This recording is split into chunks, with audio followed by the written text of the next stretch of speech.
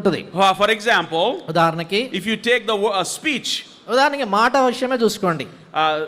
it is said in general, చూడండి సామాన్యంగా ఏమంటారంటే the amount of words we speak in one day, ఒక దినానికి మనం ఎన్ని మాటలు పదాలు వాడతామంటే it is equal to filling a 200-page book.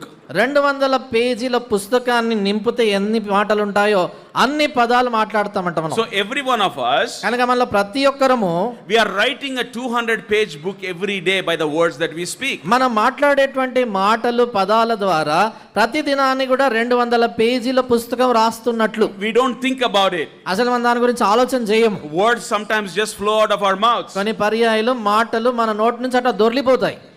But what happened? What does the scripture say in Matthew 12:36? అయితే మత్తయి సువార్త 12:36 లేఖనాలు ఏం చెప్తాయి? For we must know that every idle word that man shall speak, he is going to give an account of himself to God one day. మనం ఏం ఎరిగి ఉండాలంటే మనుషుడు మాట్లాడు ప్రతి వ్యర్థమైనటువంటి మాట విషయములో విమర్శ దినమున దేవునికి లెక్క చెప్పాలి. So in 1 year you are writing 365 200-page books. కాబట్టి ఒక సంవత్సరములో 365 పుస్తకాలు 200 పేజీలు కలిగిన పుస్తకాలు నువ్వు రాస్తున్నావు మాటల ద్వారానే.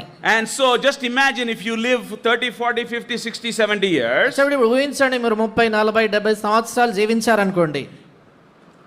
When you stand before the Lord, మీరు ప్రభు సన్నిధిలో నిలబడినప్పుడు there's going to be a bookshelf. అక్కడ పూర్తిగా షెల్ఫ్ నిండా పుస్తకాలు ఉంటాయి.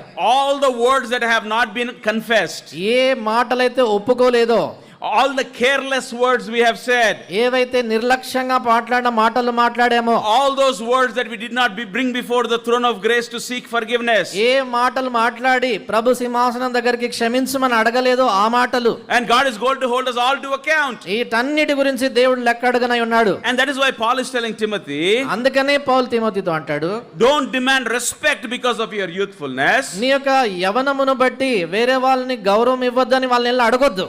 Demonstrate the righteousness through your life. నీ జీవితం ద్వారా నీతి కనపరిచి చూపించు. Don't defend your youth. నీ యొక్క యవనాన్ని నువ్వే సమర్థించుకోవద్దు. Display your maturity according to the word of God. దేవుని యొక్క వాక్యమును అనుసరించి పరిపక్వత నేను ఎదిగానని చూపించు అంటాడు. By that you will be an example of the believers. దాన్ని బట్టి నువ్వు విశ్వాసుల యొక్క మాదిరిగా ఉంటావు.